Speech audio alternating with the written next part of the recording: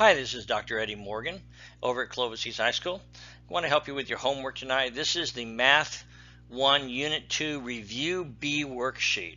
If you're from another school, the Review B worksheet actually is covering the material that's on our test for the Unit 0.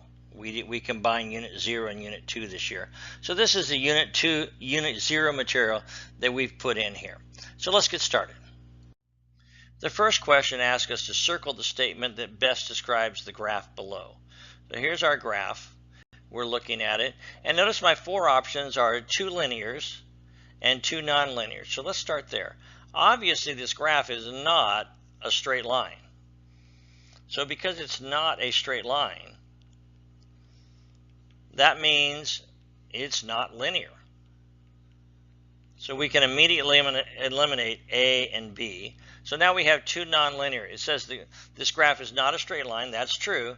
And this D says the graph only has values in 3 quadrants. Well, my quadrants are numbered 1, 2, 3, and 4. If you notice, it's in quadrant 1, it's in quadrant 2, but it's not in 3 and 4. It's on the line, but not in there. So this means it's not in 3. So the only thing left is C. Simply, it's nonlinear. It's not a straight line. Problem 2 says, circle the statement which best describes the following relationship. Should it be related as continuous or discrete?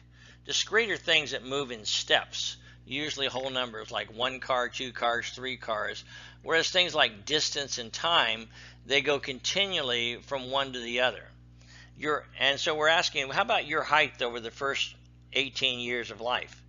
Is it continuous or is it discrete? Do you wake up one morning and you're 1 inch taller and you just went from 1 inch to the other? No, that's discrete, and so we can cancel out discrete. Your height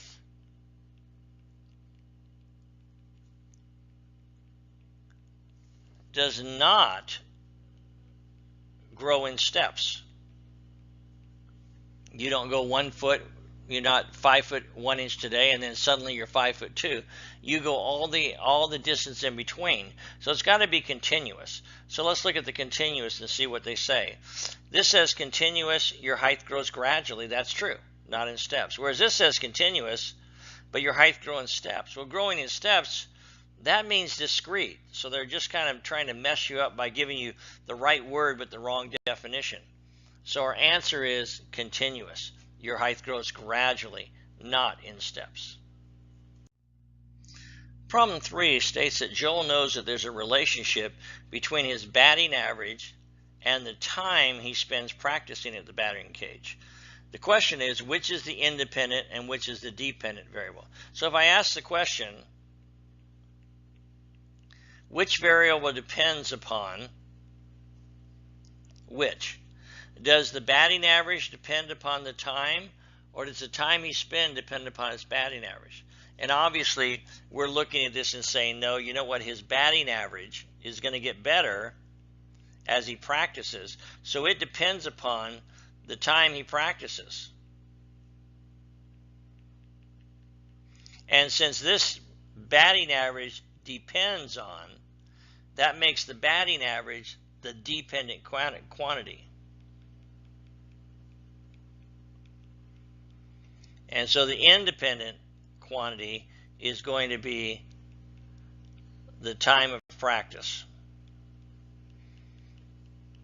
The more he practices, hopefully the amount his batting average should get better. Problem 4 asks us to circle whether the graph is a function or not. Now what we're going to use here is the vertical line test. Remember that to be a function, every x has to have only one y. So on a graph, that means if I have an x anywhere along here, it can only have one value. If it had 2 values like that, that would not be a function. So all we have to do is draw some vertical lines and see if they ever cross twice. For example, here this line doesn't cross at all, but the moment I come over here, notice it crosses at 2 places. That means that when x is, if I'm reading here, it looks like when x is 1, it has two different values. So this would not be a function. We would circle no. For b, however, notice wherever I draw the line, it only crosses one time. For every x, there's just one value. This is constant. In fact, it's always the same value, but that doesn't matter. It only crosses one time for every x, so yes, that's a function. C is similar. The line's going down, but notice wherever I draw the line, there is only one value. So this is, yes, a function. And then on D, it's got a curve like A, but notice it curved differently, so that wherever I cross, though, it only crosses one time. That one would eventually cross down here. And so the answer is yes. So we got one no function for A, and the other three are functions. Problem 5 through 8, we're going to look at equations and graphs and match them up to the kind of function family they are. So let's just take this apart. First of all, when I look at A, I notice that A has the absolute value. That's the absolute value bars. So the moment I see those absolute value bars, I know that that's going to be absolute. So up here in absolute, I'm going to put A. Okay. Now the next one, B, notice it has an x squared. Well, x squares implies a quadratic. So B is going to be quadratic. And then our next one, 5x plus c. Here, I have simply an x. I don't have an exponent. I don't have a square. So that's my linear. So c is going to be linear. 9 is going to be linear. Then I have 3 to the x power. Notice I have 3 with an x in the exponent. When you have an x in the exponent, that's an exponential function.